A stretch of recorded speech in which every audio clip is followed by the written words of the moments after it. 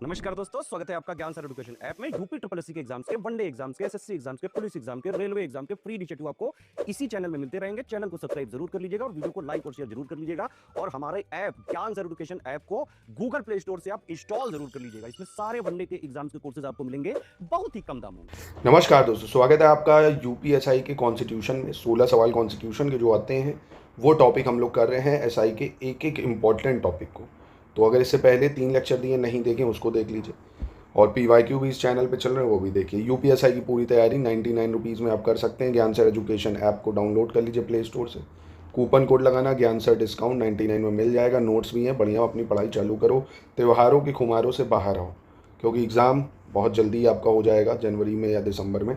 तो बहुत सारी चीज़ें आपको पढ़नी है, तो प्लीज़ अपने ट्रैक पे रहो, ये अवसर बार बार नहीं मिलेगा। चलो फिर देखते हैं संविधान के भाग। इससे सवाल बार बार पूछ रहा है पिछले वर्षों में। तो सबसे पहला भाग है संघ और उसके राज्य क्षेत्र, यूनियन एंड इट्स टेरिटरी। सिर्फ आपको अभी ये पार्ट याद रखना है बस, ठीक है। पार्ट कि पहले पार्ट में है संघ और उसका राज्य क्षेत्र यानी यूनियन एंड इट्स टेरिटरी, ठीक। दूसरे पार्ट में नागरिकता दी हुई है, सिटीजनशिप दी हुई है। क्या क्या दिया हुआ? नागरिकता दी है, ठीक है। अनुच्छेद 5 से 11 में आता है, वो 1 से 4 में आता है। मौलिक अधिकार बहुत ज़्यादा इंपॉर्टेंट है, फंडामेंटल राइट पार्ट 3 में है। इसको मैग्ना कार्टा भी बोला जाता है ना। और आर्टिकल 12 से 35 में, ये आपको याद रखना है। फंडामेंटल राइट किस में है? 12 से 35 में है, ठीक है। मौलिक अधिकार।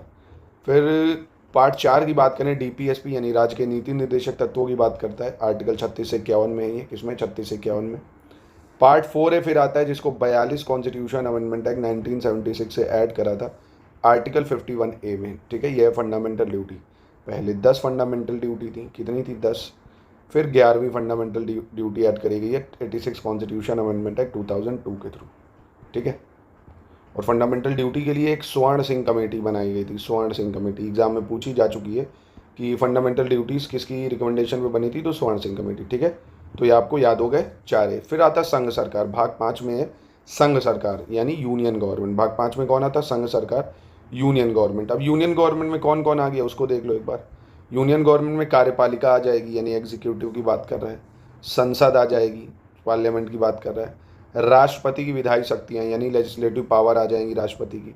संघ की न्यायपालिका आ जाएगी यानी यूनियन जुडिशरी आ जाएगी भाई। और कैग आ जाएगा, ठीक है।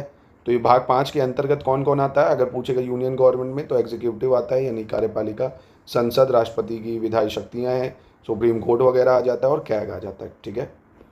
ऐसे ही भाग 5 में केंद्र सरकार है यानी यूनियन गवर्नमेंट, तो भाग 6 में राज्य सरकारें हो जाएंगी। राज्य सरकारों में आप देखेंगे यहाँ पे 6 भाग हैं। जैसे उसमें 5 थे ना, इसमें 6 है। ये पूछा जा सकता है आपसे कौन कौन राज्य सरकार में। एक तो साधारण यानी जनरल हो गया, दूसरा एग्जीक्यूटिव यानी कार्यपालिका, ठीक। तीसरा राज्य का विधानमंडल, जैसे वहाँ संसद था यहाँ राज्य का विधानमंडल है। वहाँ पे राष्ट्रपति की शक्तियाँ थी, यहाँ राज्यपाल की विधायी शक्तियाँ हो जाएंगी। वहाँ पे यूनियन जुडिशरी थी यानी सुप्रीम कोर्ट था, यहाँ पे उच्च न्यायालय हो जाएगा, है ना। और फिर छठे में एक और जुड़ जाता है अधीनस्थ न्यायालय, ठीक है। क्या जुड़ जाता है? अधीनस्थ न्यायालय। ये आपको याद रखना, भाग 6 में दिया हुआ है, भाग 6 में, ठीक है। 5 5 6 6 8 8 करके याद कर लो, पर याद ज़रूर कर लो। फिर भाग 7 को हटा दिया गया है। भाग 8 में संघ राज्य क्षेत्र है यानी यूनियन टेरिटरी आता है। क्या आता है? यूनियन टेरिटरी या संघ राज्य क्षेत्र। भाग 9 में आता है आपका पंचायत। भाग 9 में कौन आ जाता है? पंचायत।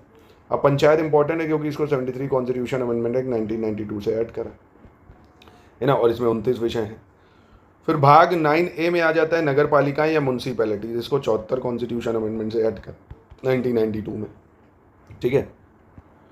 और ऐसे ही कोऑपरेटिव सोसाइटी को ऐड करा 97 कॉन्स्टिट्यूशन अमेंडमेंट एक्ट 2011। कब ऐड करा है? 97 कॉन्स्टिट्यूशन अमेंडमेंट एक्ट 2011। म्यूनसिपैलिटी को कब ऐड करा है? नगर पालिका को 74 कॉन्स्टिट्यूशन अमेंडमेंट एक्ट 1992 भाग 9A में। और नगर पालिकाओं के बाद पंचायत किस में है? भाग 9 में। इसको 73 कॉन्स्टिट्यूशन अमेंडमेंट से ऐड करा है, ठीक है। याद रखिएगा इसको। तो ये हो गए आपके 10 पार्ट। 10वें भाग में आ जाता है अनुसूचित और जनजातीय क्षेत्र यानी schedule and tribal area. Schedule and tribal area, अनुसूचित और जनजातीय क्षेत्र। संघ और राज्यों के बीच संबंध की बात करें अगर, संघ और राज्यों के बीच संबंध यानी relation between union and state. Relation between union and state ये दिया भाग 11 में।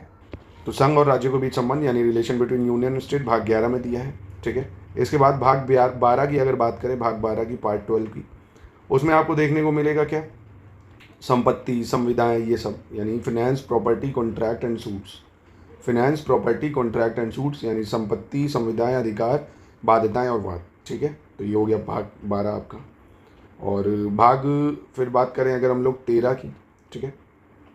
भाग 13 में आपको क्या देखने को मिलेगा, भारत के राज्य क्षेत्र के भीतर व्यापार वाणिज्य और समागम, यानी trade commerce and intercourse with in the territory of India, trade commerce and intercourse with in the territory of India. ऐसे ही ये शानदार नोट्स आप ले लीजिए, कहीं से कोई बुक नहीं लेनी है, बस पढ़िए, प्रैक्टिस कर लीजिए अच्छे से ऐप से टेस्ट की। 49 रुपये में आपको 30 टेस्ट भी मिल रहे हैं, ठीक है। फिर भाग 14 की बात करते हैं, इसमें सर्विसेज आ जाती है अंडर यूनियन एंड स्टेट, बहुत बहुत बहुत ज़्यादा इंपॉर्टेंट है services under union and state, ठीक है। ऐसे ही 14A में अधिकरण आ जाता है, यानी ट्राइब्यूनल की बात करता है, इसको भी 42 कॉन्स्टिट्यूशन अमेंडमेंट एक्ट 1976 से ऐड करा हमने, ट्राइब्यूनल या अधिकरण।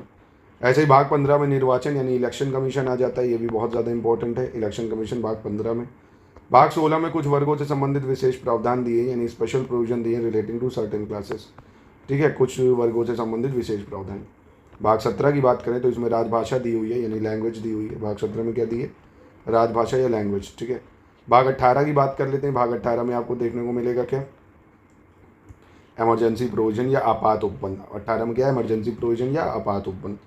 भाग 19 में प्रकीर्ण यानी मिसलेनियस सब्जेक्ट दिए हुए हैं, भाग 19 में क्या है, मिसलेनियस, भाग 19 मिसलेनियस, भाग 18 आपात उपबंध, भाग 20 संविधान का संशोधन जो कि होता है अनुच्छेद 368 के थ्रू, है ना। कॉन्स्टिट्यूशन अमेंडमेंट किसके थ्रू होता है, 368 के थ्रू होता है। ये हमने लिया कहाँ से, साउथ अफ्रीका से लिया है, ठीक है। और ये हो गया भाग 20 आपका, ठीक है। भाग 21 में अस्थायी संक्रमणशील और विशेष उपबंध यानी temporary transitional special provision, temporary transitional special provision. भाग 22 की बात करें तो इसमें संक्षिप्त नाम, प्रारंभ, हिंदी में प्राधिकृत पाठ और निरसन यानी short title, commencement, authoritative text in Hindi and repeals, ये भाग 22 में दिए हुए। तो ये आपको पार्ट याद रखने हैं, एग्जाम के लिए बहुत ज़्यादा रेलेवेंट है, प्लीज़ इसको 1 से 2 बार देख लीजिए, आपको याद हो जाएगा। शेड्यूल भी करा दिए पूरे, आपको 16 नंबर की जो टॉपिक है वो मैं कराऊंगा, एक भी सवाल बाहर नहीं जाएगा। PYQ करा रहा हूँ, उसको भी प्लीज़ प्रैक्टिस करते रहिए। और बाकी इस चैनल पर मैं अभी GS भी चालू करने वाला हूँ, चाहे वो UPSI का फॉर्म भरा हो आपने, VPSC भरा हो, और जिस भी एग्ज़ाम को आपने भरा हो, SSC भरा हो, दिल्ली पुलिस भरा हो, RRB भरा हो, सबके लिए अभी चालू करेंगे। ज्योग्राफी, हिस्ट्री, पॉलिटी, साइंस सब एक एक करके, ठीक है।